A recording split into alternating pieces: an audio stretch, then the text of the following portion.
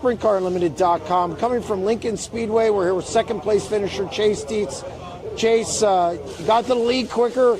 Lap traffic didn't necessarily cooperate tonight, and Danny was able to get you. Yeah, it was kind of basically run back to the other week. Danny got out front. It's kind of the same scenario, but yeah, I knew it was going to rubber up. I was kind of running the top of 1 and 2, and I figured 3 and 4 was going to stay about where it was. And I was up there, and Danny peeked his nose down in the rubber, and I felt like I had to go. I slid the lap car, and I didn't get off 4 very well. By that time, he had enough to peel next to me down into 1. But that's how it goes sometimes. After that, the caution came out. I didn't really have a real good chance to get back to him at that point. But yeah, that's racing. But we'll take the second place. It's been a good start to the year. Yeah, you got a good start. They watered the top, dug it up a little bit, and you were able to get a really good run around the top early in the main event to put yourself in position, then get to the lead. Car looked like it was maneuvering really well early. Yeah, I felt like I could run about anywhere, even when I had to drop to the bottom. I still felt good down there. It was just a matter of the situation and kind of where to be. You know, really the main thing came down to that lap car and that decision in 4. But you know, it's a split-second decisions, and like I talked about the other week, it's a matter of, you know, working on that kind of decision making and you know, live and learn. It's basically all it comes down to. You got to be pleased with the start, though. I mean, first and second out of the gate, and you're able to move around really well, which I think is important. Chemistry with obviously Tommy Carl, you had him last year. You probably couldn't have asked for a better start to the season. Yeah, absolutely. Obviously, to be in contention to win these races right off the bat's great. I feel like this isn't even going to be our strong track, so I'm pretty excited to just how we've been able to start, where we've been able to start, and yeah, it's just race by race. That's what it comes down to. What are some of the things maybe, I mean, first and second doesn't look like much to improve on, but maybe what could you improve on, or what needs to be a little better just to even kind of put you over the top a little bit? I feel like right now it's difficult to really determine that. Yeah. You know, I feel like we need some time trial shows, some regular racing on you know, tracks we're going to kind of be on for a little bit to get a real good idea. But, you know, there's always room for improvement. We'll be thinking about it all week, you know, how we could have been better. But, you know, a lot of it today is just a matter of, you know, that decision on the racetrack and not necessarily the car. Because we had a good car, all day. At this point, it's just a matter of, you know, trying to capitalize on starting positions and keep our car on track, the team on track, and keep the consistency. Also, day shows, tough on equipment today. A lot of guys putting wrecked race cars in the trailer. You get out of these 2 day shows unscathed with good runs. That's got to be huge. Yeah, a lot of that comes down to the confidence aspect for the team in general, but when you can get 2 clean days right to start the year, it's great. You know, we still got a couple of these day shows coming up, but I say you get through the month of March, then it's go time. So you have a good idea what you got, team knows what they got, and then you know what to adjust from there. Well, congratulations on another solid run. Thank you.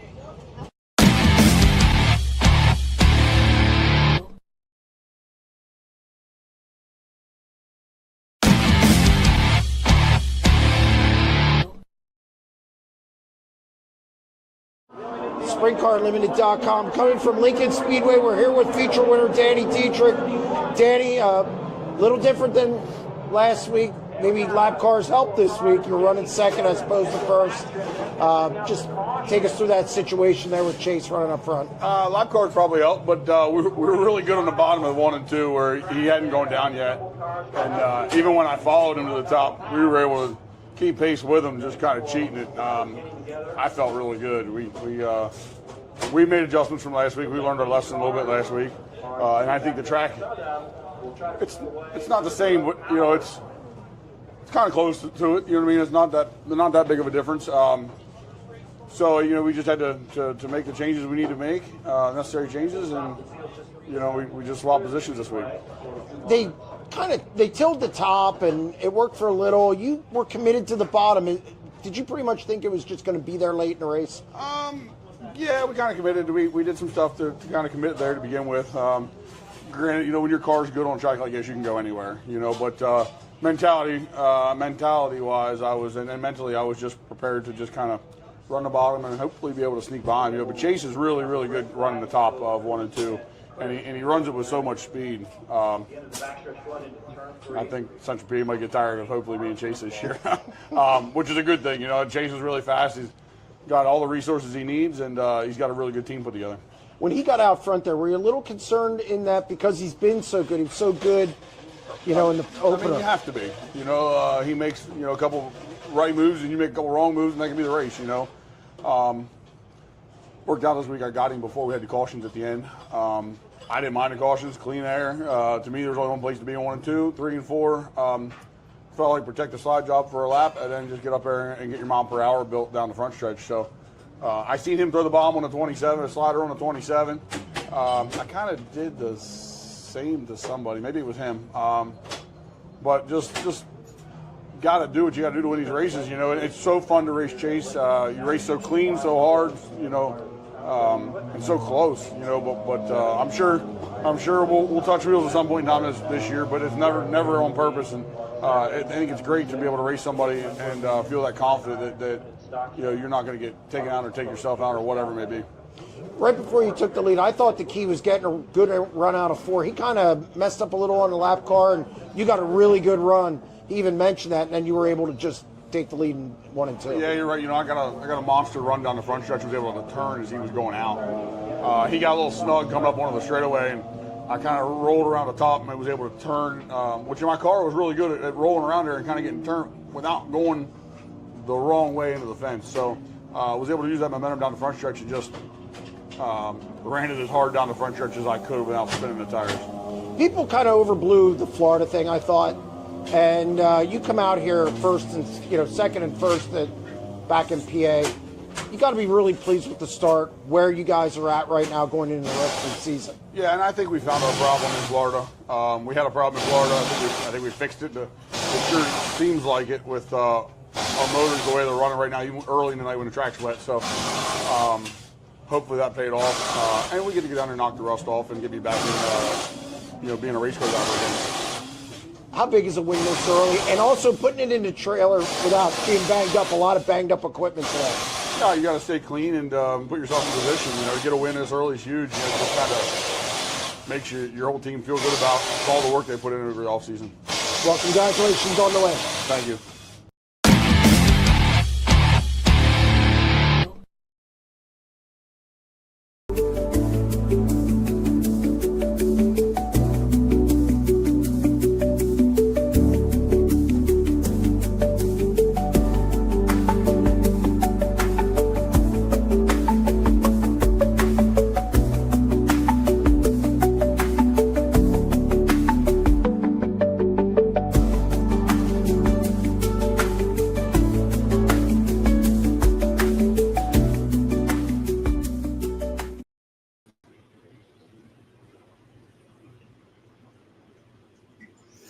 Welcome to another edition of SprintCarUnlimited.com Live, a show devoted to the fans.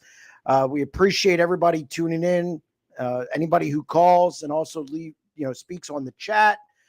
Before we get to the phones and before we get to the chat, we want to hit on some storylines, get things moving tonight. The first off, we're not going to talk about David Gravel right out of the gate. Surprise, surprise. It's all Bill Baylog. He gets the win at the Talladega short track last week, stops that David Gravel assault. It was a popular win because A, Baylog's likable, B, it wasn't David Gravel, and C, Baylog hasn't won a World of Outlaws event since 2016. I believe he did that at Beaver Dam. So big win. Fans loved it. A lot of traffic on social media. And actually, it's been a pretty good year for Baylog. He has 1 win, 3 top 10s, probably has a top 5 or another top 10 at Volusia if he doesn't flip. So if you want to speak about Dave, if you want to talk about Bill Baylog, don't hesitate to give us a call. I guess we have to talk about David Gravel. He won again on Saturday, Magnolia Motor Speedway. It was his 3rd win in 4 races, 3rd win in 8 races. He has 8 top 5 finishes already this season. His average finish is like 2.12, which is ridiculous. He's already 56 points ahead of Logan Schuchart and Carson Macedo, who are tied for second. And the rest of the field, they're triple digits behind in the point standings. So could be a big season for David Gravel and Big Game Motorsports. We're going to stay on the road. We're going to go back to central Pennsylvania. Danny Dietrich gets a measure of payback on Chase Dietz. 2 weeks earlier, Dietz beat Dietrich in the Icebreaker 30. But we've had the same top three finishers in the first two events at Lincoln Speedway. Troy Wogman Jr. has a pair of third-place finishes. And I think I did a 90 at 9 on it today. Aaron Bollinger, he's 24-year-old. He's not getting a lot of play right now, but he's a plus 24 in 2 daylight surface events at Lincoln Speedway. That's passing a lot of cars on surfaces that aren't normally known for passing. I think he's going to give guys a problem this year. We're going to shift gears out to California. DJ Neto gets the win in the NARC King of the West opener. Justin Sanders was all over him. Kind of a weird incident. Neto kind of jammed it in under the back marker or Bud Kading. And I think Bud had to check up. And Justin really had nowhere to go. Did a 360. Kept going, but the rule out there is that you have to tag the rear if you do a 360. So Justin was none too pleased. He went after Bud, kind of got in front of him during the caution, stopped short. I don't think Bud Kading did anything wrong. I think it was just a emotional situation. Obviously, a lot of money. Wasn't a $50,000 to win race, but still a lot of money on the line there. So there was words in the pit area afterwards. And then finally, and the high limit season opener takes place this week at Las Vegas Motor Speedway, Thursday and Friday. Kyle Larson's going to be there. Christopher Bell's going to be there in the 69K. Darren Pittman will be running it on Saturday. Ty Gibbs was announced to be running the event today as well. So there's a lot to touch on out there. We're going to have storylines on SprintCarUnlimited.com. We will be going to the event. So just check out SprintCarUnlimited.com, our YouTube channel. And if you want to talk about any of these storylines, anything World of Outlaws related, Central PA, High Limit, anything across the country, the phone number to call, 1-844-543-8589. All right, we're ready to go here. What do we got out of the gate? Need a question or something. Randy Kopp, good evening, Jeremy and race fans from the Pigeon Hills, PA area. Yeah, I don't know how much racing we're going to get in this weekend. Obviously, which I got to be honest, selfishly, doesn't bother me because I won't be here. I know Williams Grove's supposed to open on Sunday. Port Royal has the short track super series, so they're no 410 racing. And then Lincoln moves to 6 p.m. on Saturday. So 2 shows. Weather's looking really dicey. So we'll see what happens.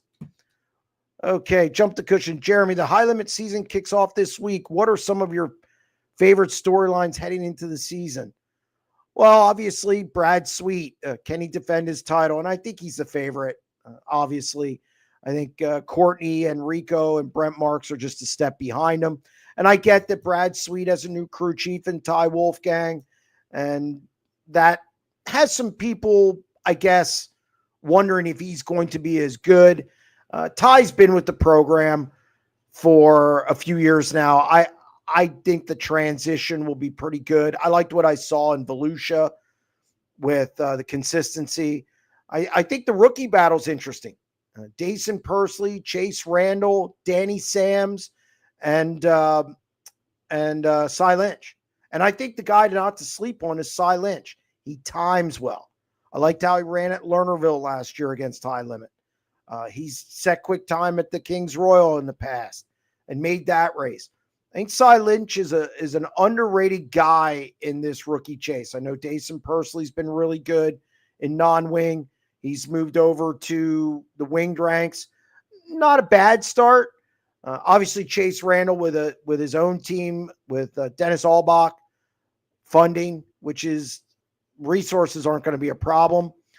And then Danny Sams looked good also at Volusia and last year, Ohio Speed Week, he kind of burst on the scene. But I really like Cy Lynch.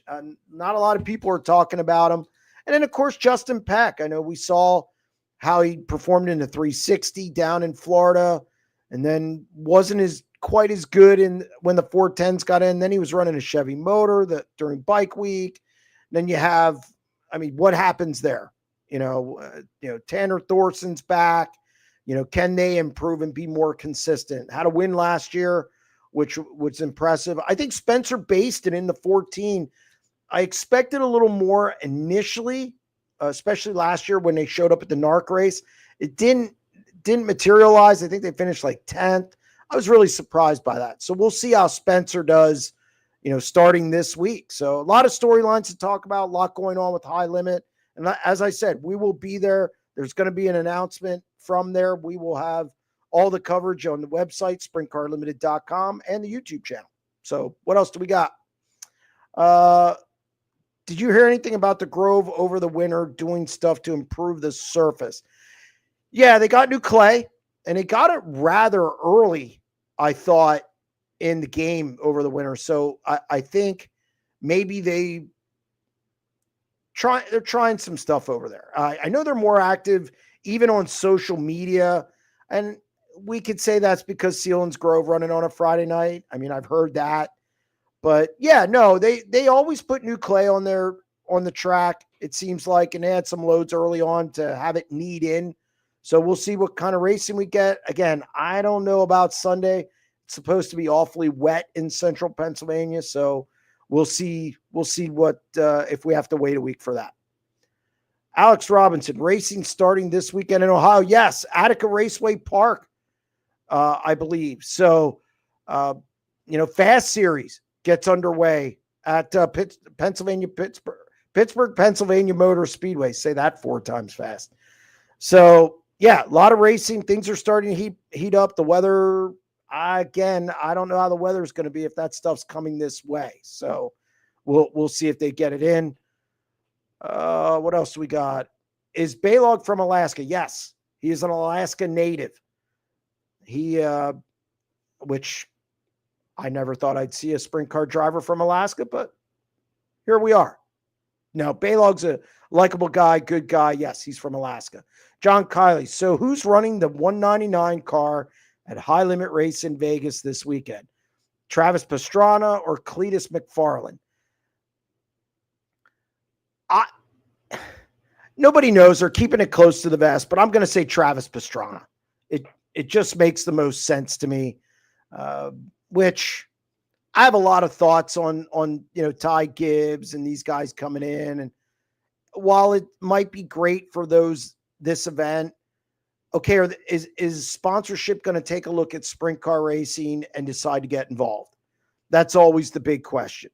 So it'll be interesting to see if this has any life to it, because I've seen this before. This isn't the first time we've seen it. We used to get the different cars at Knoxville and paint schemes and 5-hour energy and all this other stuff. Does it have staying power? And I think that's the big question. All right. Phoenix Rising. Love the name. I was looking forward to seeing Axum running full time. Why did he change his mind? I just don't think it's, I'll be honest. I talked to Axum down at Volusia. I thought he should do what he did last year. I think sometimes these guys move up too quick, can get slapped around a little bit. You don't know how it's going to affect their career. The World of Outlaws aren't going anywhere. It's not like the series is going to be dead near. He's 20 years old. Get out there, see more tracks, run against different competition, pick and choose, learn to race even better.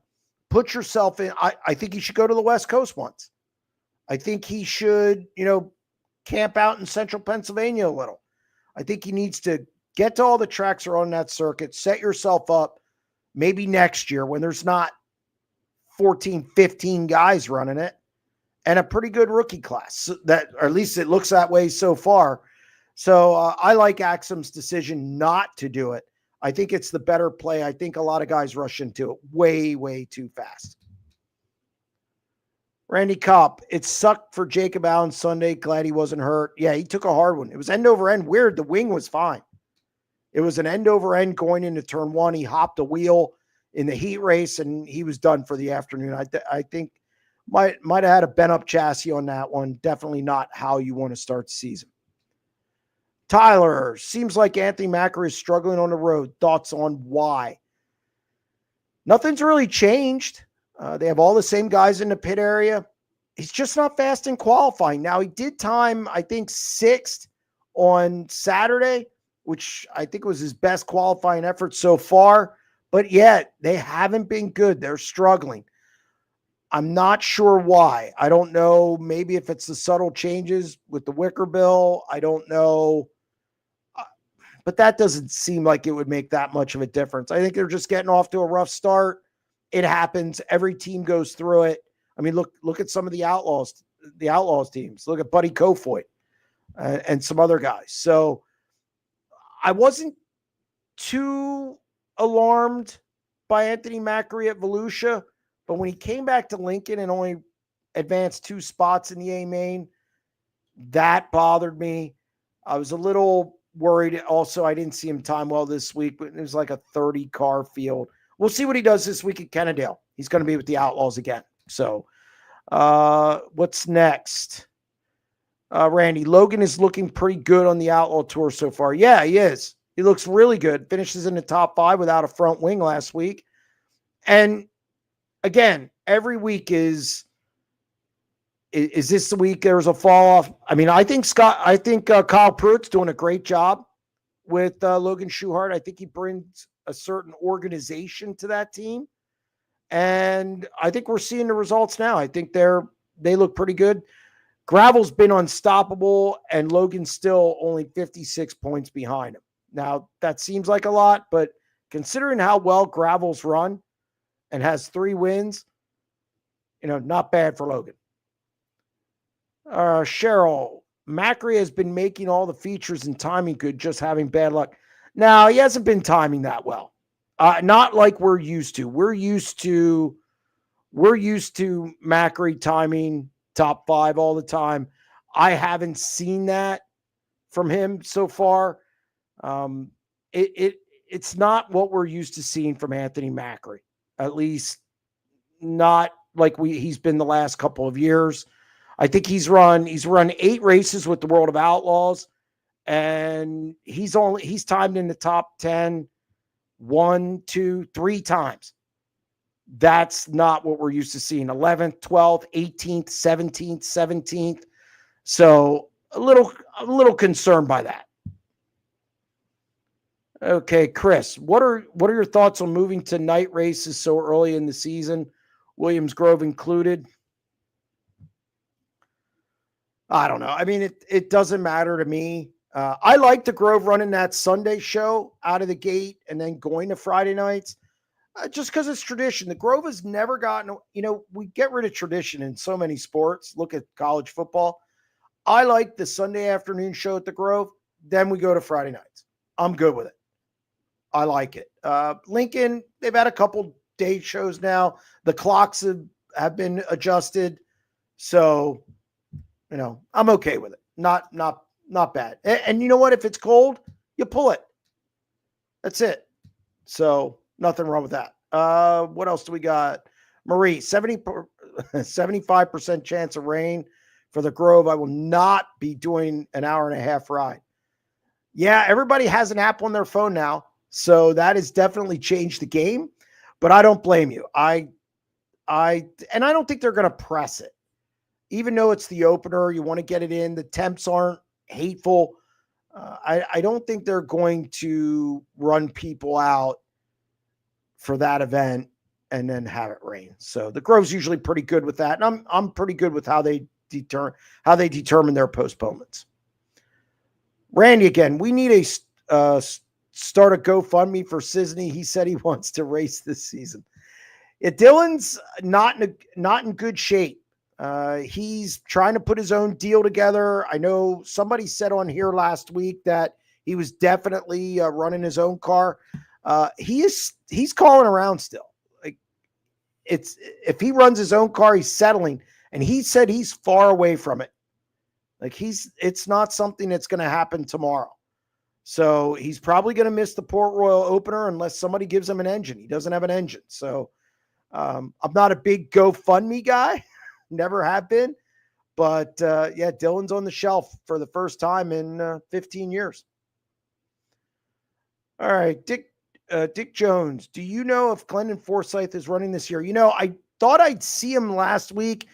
I hear he's running, but there were whispers, like it wasn't a foregone conclusion. I expect him to come out when, the weather gets a little nicer. I think that is going to be for a lot of teams. Lincoln's in a weird spot, and even Port Royal. I mean, out of the field last week at Lincoln, I think there were only 8 guys who were going to run every race there this year. Think about that. I don't think these teams care a lot about point racing anymore because it's only 5,000, I believe, to win that point title. Same with Port Royal. Now, we haven't seen a show there yet, but we'll see. Lincoln, though, it doesn't mean they're only going to get 8 cars a week. I think it's going to be people ducking in ducking in and out all the time. And I think you're going to only have 8 full timers there this year. Okay. Good evening. Any word if the ABR Ally 55 car will run more races this season, whether it's Bowman, Leary, Swanson, or Pittman? I miss seeing that car more often and more competitive. I have not heard that they're going to run more races. I expect roughly the same schedule. I don't know how much Pittman's going to want to run it. Pittman likes doing the select shows he does with Kreitz, so I don't expect more than that. Leary, I could see running it. Bowman, I don't know. After the last couple outings, I don't know if that's something he's going to want to do. And I think that's why that car's hasn't run as much as it maybe has in the past. But I don't know. And they also, if I'm not mistaken, Joe Gertie was not with them anymore. And that's the guy who kind of works on it. So it could depend on the team he has around him.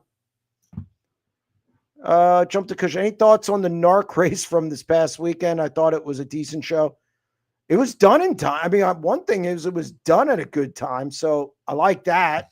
That's never bad. They had the Howard Kading celebration of life the next day. Maybe that's why they wanted to get people in and out. Yeah, it was good. I wish the thing wouldn't have happened with Neto, Bud, and Sanders, because I think last 10 laps would have been really good between DJ Neto and Justin Sanders. Justin looks fast. He's going to be at Las Vegas this week. And Neto, Steve Kent helping out with that team, I think it's made a difference. And talking to Joseph Terrell, who is our SprintCarUnlimited.com correspondent on the West Coast, we both think that he could be a little better this year if Steve Kent continues to help that team out. So good first race. I think it was, can NARC ever go a week where there isn't something? Just something. Because there was then in the pit area, Sanders and Kading were jawing back and forth, and it was just always seems like there's something on the West Coast.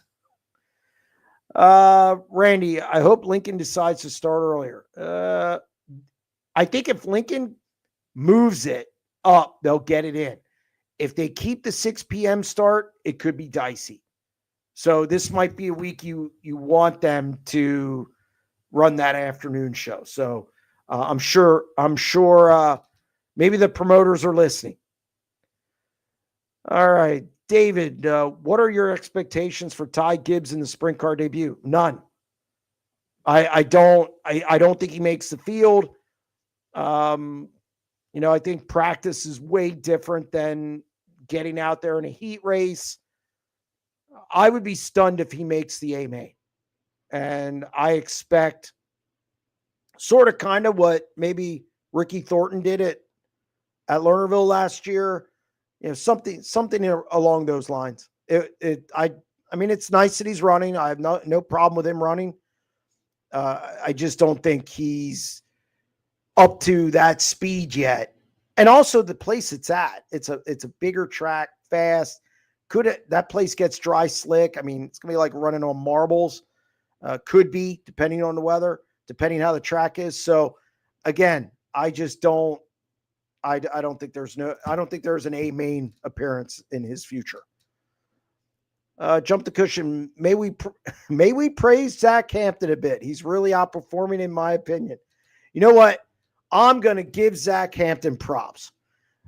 Last week, 22nd to 7th. Zach takes a beating a lot on social media. And maybe it's because he's active on social media. I don't know. Flipping out of the ballpark twice at Williams Grove last year during the National Open probably doesn't help his cause. But yeah, even deeper into the Zach Hampton thing this year, in the last 6 A mains, he's passed cars in each one. I think he's plus 37 in the last 6 World of Outlaws A mains. I'm giving him props. He looks pretty good. And I think the Bill Rose car is better than what maybe people expect or what people, have a preconceived notion of it. So kudos to Zach Hampton. He looks pretty good. A 7th place run last week's huge. All right, Tyler, who do you think will end up winning high limit this season? The points?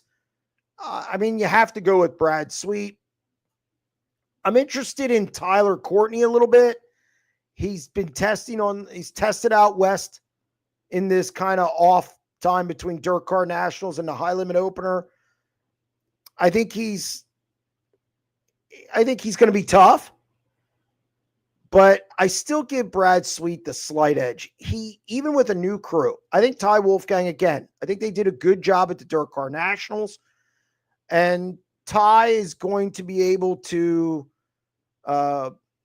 lean on some other people if need be. I think Brad's no dummy. Okay, Brad knows what he's doing.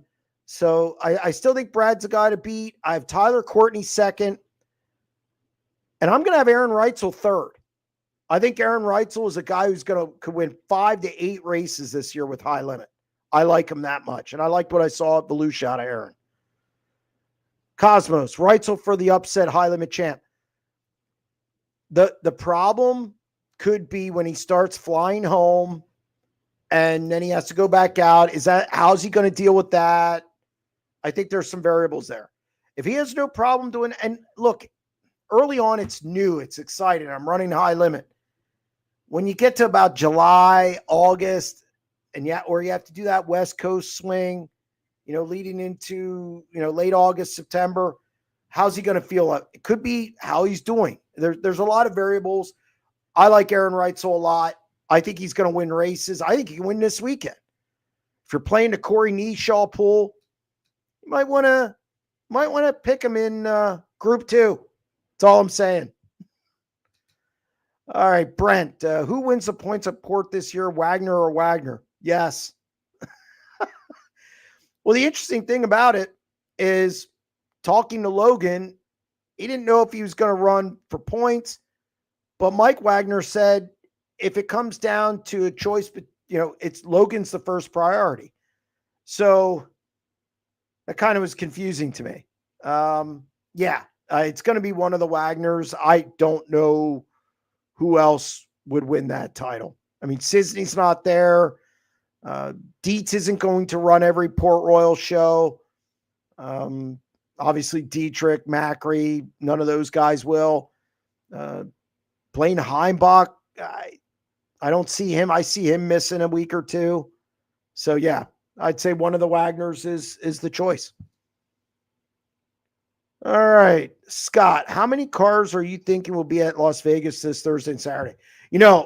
That's a good question because I thought they'd be struggling for cars because, you have 14 high limit guys. I didn't know how many were going to come over from the West Coast, but I think you could have a decent amount of West Coast guys there. Brian Brown's going. So I think you could get to 30. I think the possibility is there to get to 30. And I think if you get 30 at Vegas, I think that's a good number. You don't need 50 cars. What I mean, come on. It's nice, but I don't think it's I don't think it's a necessity. I think if you have a good 30-car field with some, obviously the high limit guys, Justin Sanders is going to be there. Some other West Coast guys, Tanner Holmes is going to be there in the 21T and the Tarleton car. So I think if you can pair all those guys together, I think you'll have a good solid field, 28 to 30 cars. Phoenix, Dominic Scelzi didn't run Silver Cup, which is weird. He was in Arizona with Neto racing ASCS. What's up? Drivers going to Arizona, and Sunshine is testing there this week. Yeah. I think Sunshine wants to get off to a really good start. And I think, obviously, Courtney struggled on the West Coast in general last year. Now, granted, they're, going to different tracks. I think the only track they really get to in California is Tulare. I believe the first swing they go to Vado, they go to Arizona, they're in Vegas. But I think Courtney wants to get off to a good start. I have no problem with him testing.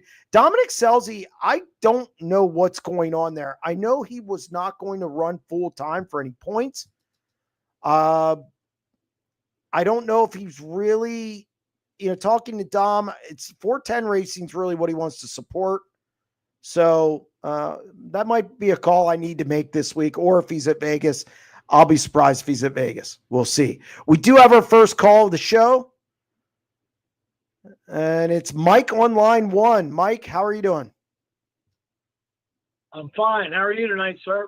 Not bad. Getting ready to go to Vegas. Lucky you. Hopefully my wallet feels that way afterward. 10-4. I was not at Lincoln on Saturday. And I know you were. I just wanted to, first of all, say I am a Dietrich fan. And I thought he ran great race. The track itself, I get confused on what they talk about rubber and over. Yeah. It looked to me like what I saw, he ran, first of all, fantastic race. Again, I'm watching on flow. And in 3 and 4, he was running high, and right from the start of even in his heats, in 1 and 2, he was low. Was he trying to make it rubber up down there? Did nature make it rubber up down there? How's that work? It's nature. I mean, there was a stiff wind. It was sunsplash day. There wasn't it was turn 1 and 2 at Lincoln on a day surface takes a beating, especially if there's a wind, and there was. And let's face it, guys are going to migrate to the bottom. It's just cars running that preferred line. And if it's dirty up top, guys aren't going to get up there on a day surface when it's dry. They're just going to spin and spin and spin. So guys kind of tiptoe through the bottom. That's when it rubbers up. They went out and they tilled the top at the beginning of the feature in 1 and 2, but it was good maybe for 10 laps, and then it just goes away. So yeah, I mean, it's just conditions. It's the weather, and there's not much you can do about it on a daylight surface. All right.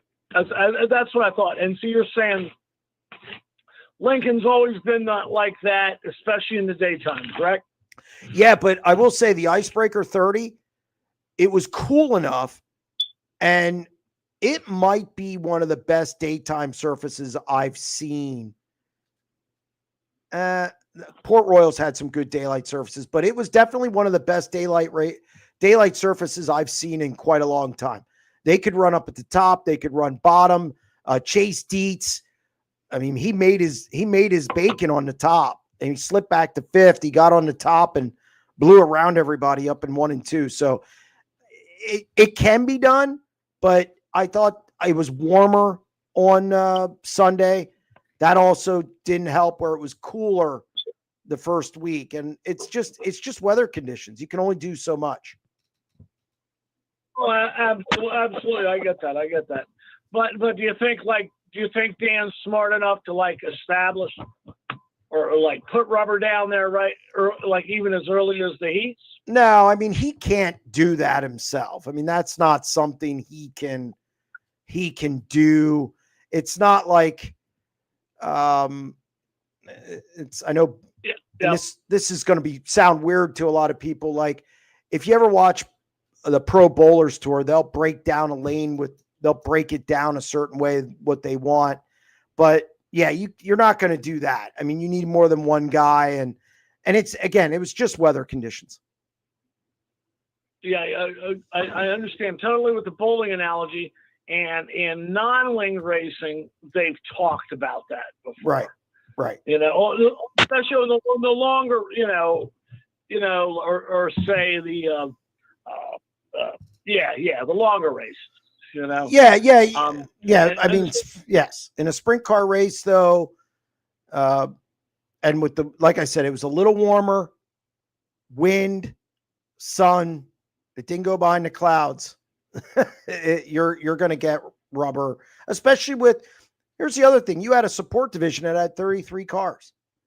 So you had 63 cars on that track running heat races and consies, and then you get to the feature. Yeah. And God bless them for bringing those guys out. I can't imagine there was that many fans in the stands. It was short. I'm excited to see those guys there, but hey, they got their fans too. Yeah, I mean, it wasn't the best crowd in the stands. I know I saw a Facebook post. It's funny when they take pictures from the side. Look, never take pictures from the side when you're judging a crowd. It always looks full. Right. Take it from the pit area. Yeah, right. That's when it looks. Yeah. That's what you what you got. Right. You only see the empty seats in the side. Yeah. You don't. And if people are sitting there, you don't see them. So, yeah, it could have been a better crowd. The infield wasn't near as good. It definitely wasn't near what the opener was. Right. And one more thing. So, who is it? Bollinger is passing all these people? Yeah, he's a plus 24 in 2 daylight A mains at Lincoln Speedway. And what car is he in? He's in the Travis Esch-owned number 5. Looks real good. If he could get through his heat race, he can contend for a win. I'm not familiar with that car at all. Has it been around? Yeah. No, it's been around. He ran it last year. He won at Lincoln Speedway last year in it. Had some good early season runs as well. I think he's going to be a guy to watch at Lincoln this year. Right. Is that the Esch family from Chris Esch and all that? No. That's Esch. It's Travis Esch, ESH. Okay, got it. Yep. All right, that's all I got tonight. All right, thank you very much for calling. Appreciate it. All right, after the scales, Bell or Pittman, who do you think performs better this week in the 69K? Ooh, that's like saying, do you want to be shot in the head or lit on fire? I think either of them could win.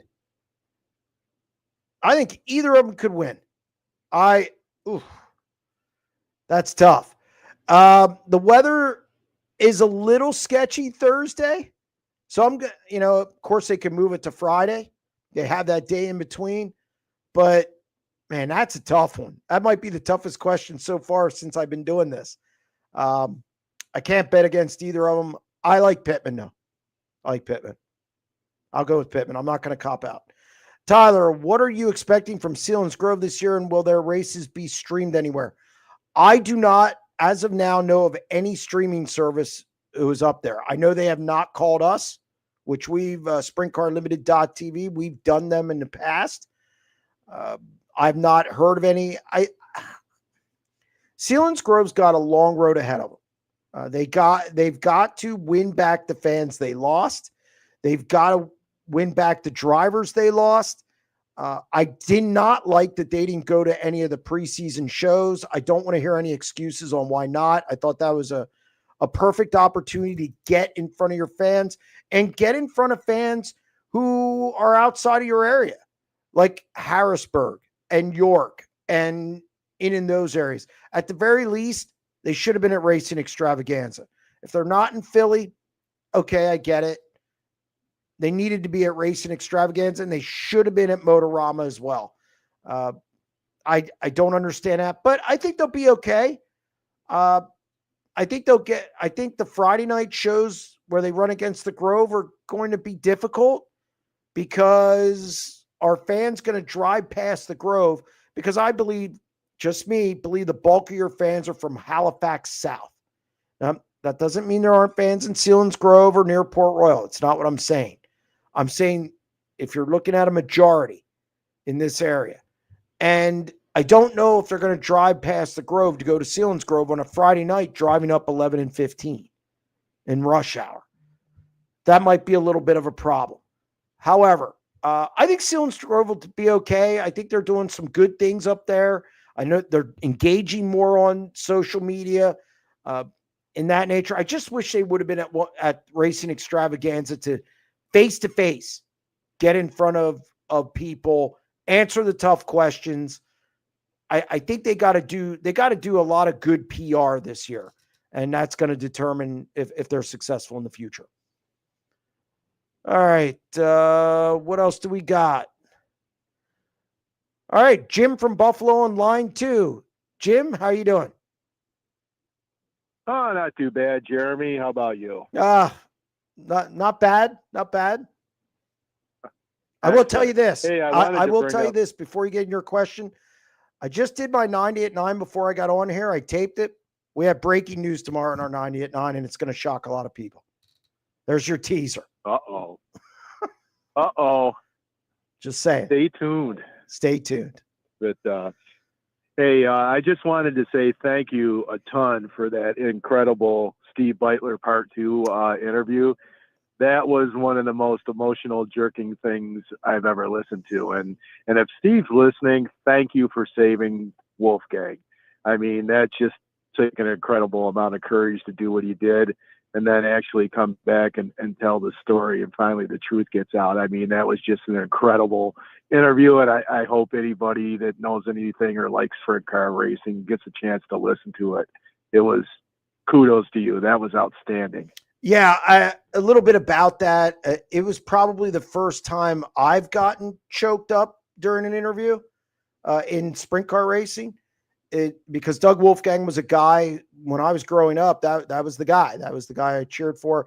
I have to thank Jovan Schultz in California, because he loved the Bitler Part 1 interview, and for some reason, and I'm really mad about this, because when Bitler mentioned Wolfgang in the accident, I didn't go deeper into it, and I guess I was thinking 3 questions down the line or what, but Joe brought it to my attention, and he was absolutely right. And luckily I was able to get Bitler back on right away.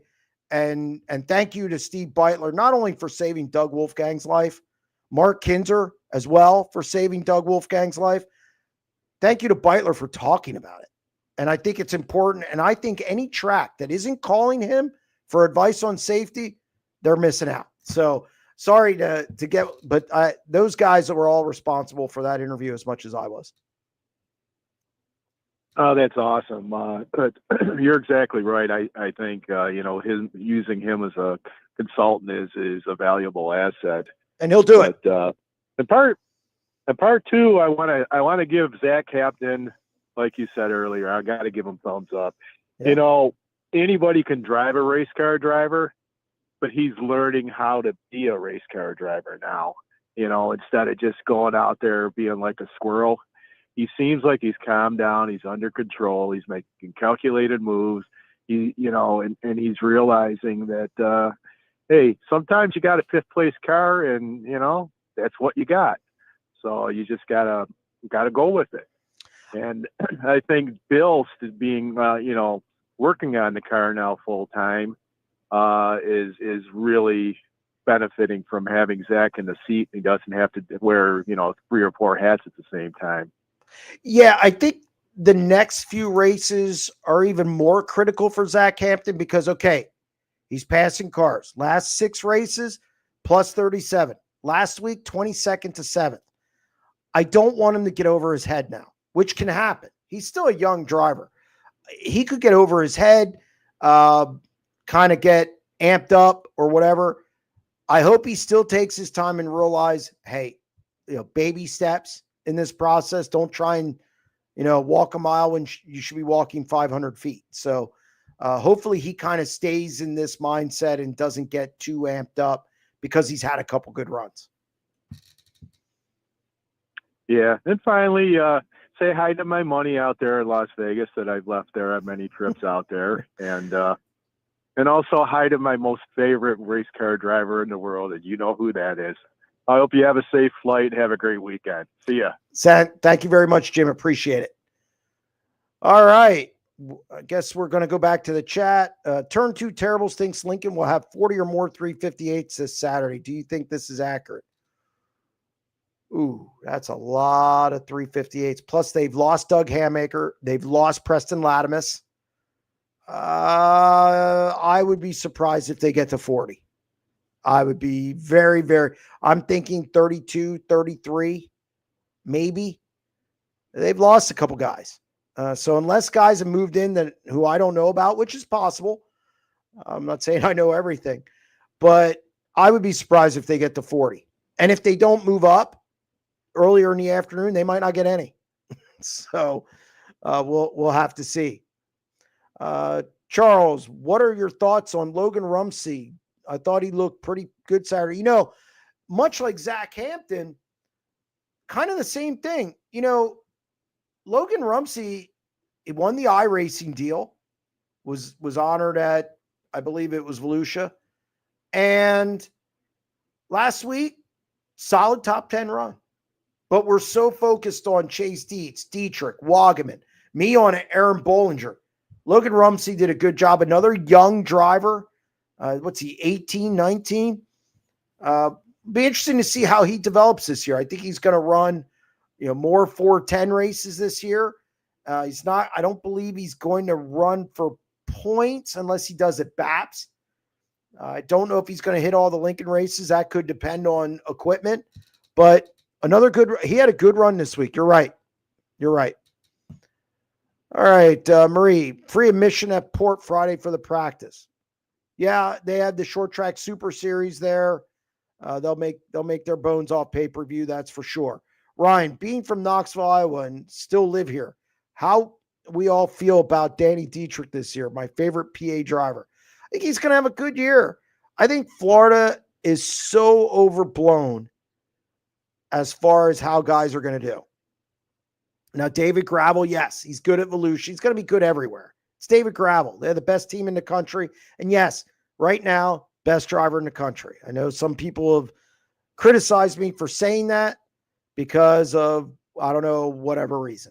But the eye test doesn't lie. But I think Danny Dietrich was kind of shaking things down in Florida. They were using, they got Speedway motors for the bigger tracks this year.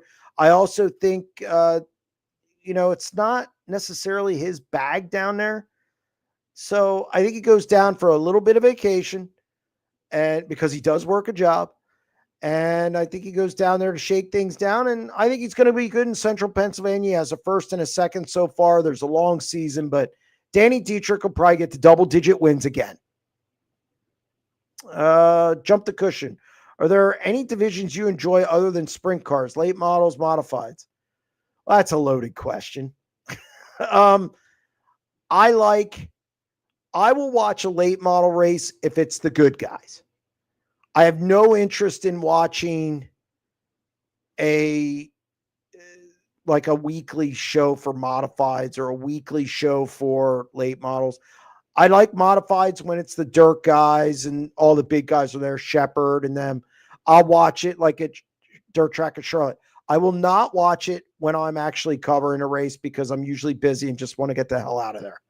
I'll be honest. I want to get home and start with the content side of what I do. But I grew up on modifieds. My first race was modifieds at Penn National Speedway. I went there for 1977 to about 1980, early 80s. So I don't mind modifieds at all. I just don't. I guess as I get older, I only have time for sprint cars. So that probably didn't come out well, but that's what it is. Phoenix, please do a show on Andy Forsberg's 210 wins. Champion at several West Coast tracks. Andy Forsberg is a legend on the West Coast. Good driver. I think he finished, I'm not sure where he finished last week, but was it 5th or somewhere in there? But no, Andy's a good driver. I've had him on the podcast. I've actually had him on the SprintCarUnlimited.com podcast on the website. It was a good interview. Cosmos, if Lincoln still had infield pitting, the stands would be packed every week. Why?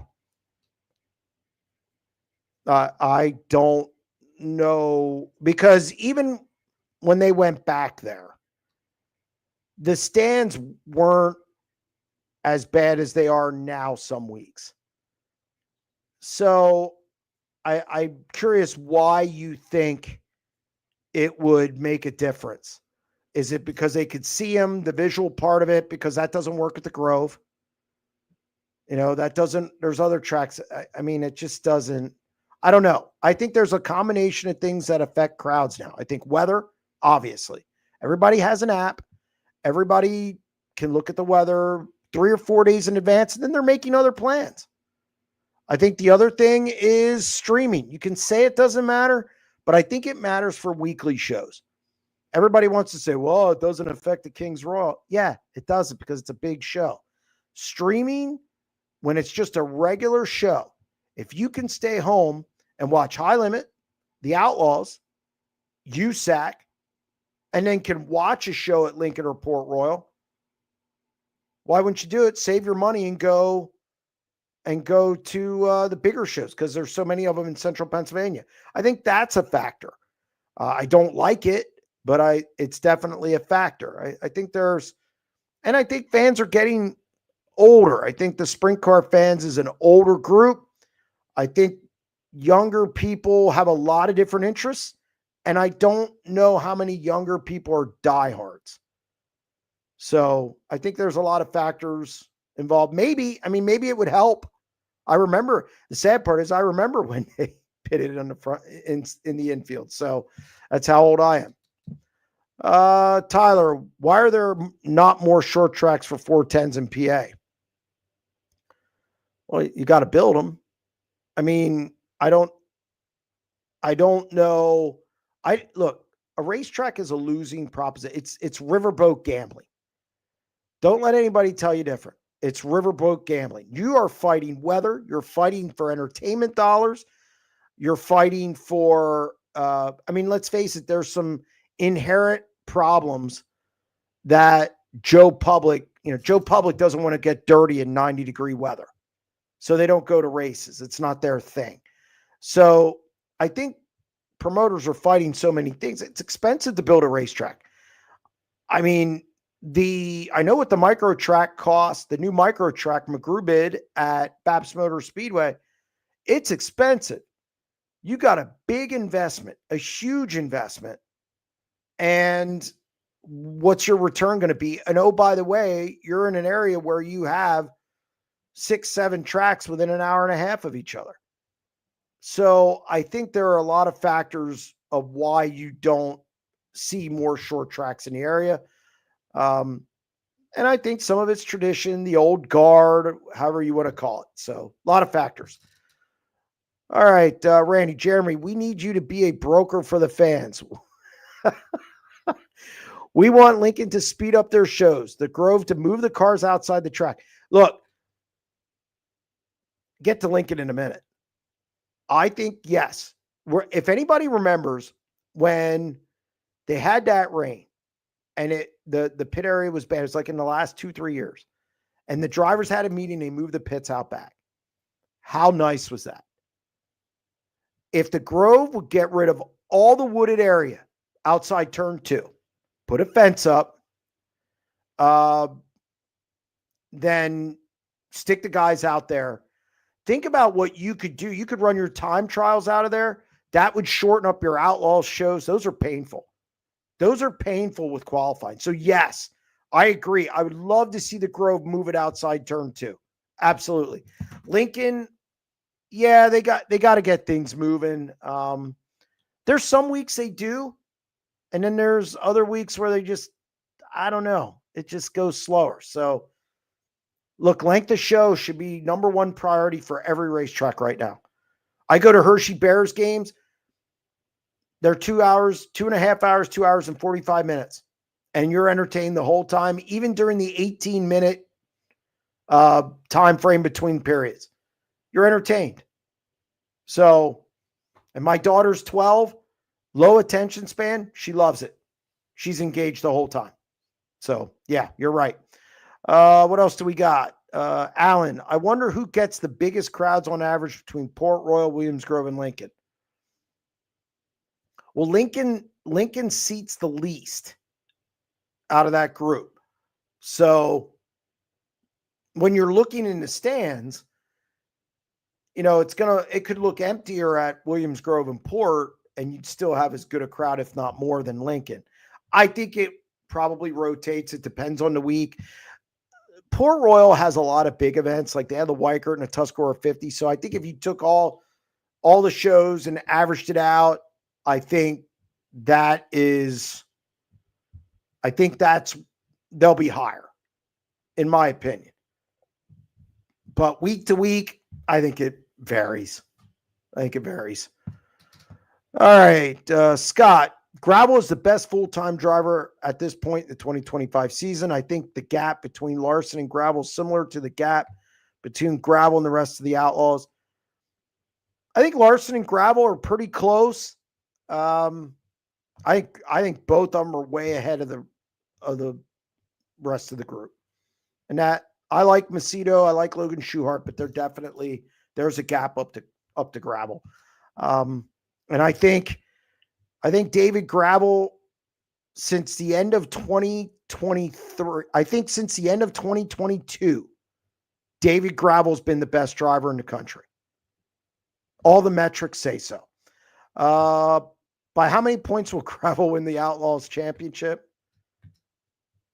150. 150. I don't know. Though last year he slowed down a little bit. I think there was a stretch after Peevely. It was after July, after Weedsport, all the way through the middle stages of September. He struggled a little bit. So look, there'll be some ebb and flow, but tell you what, if he keeps up this current pace, I'm saying 100, 150. All right, Mickey, with all the streaming services and the small amount of people in the stands, how are the tracks making money to sustain themselves? Well, I think there's advertising. I think there is. I mean, you do get money from streaming.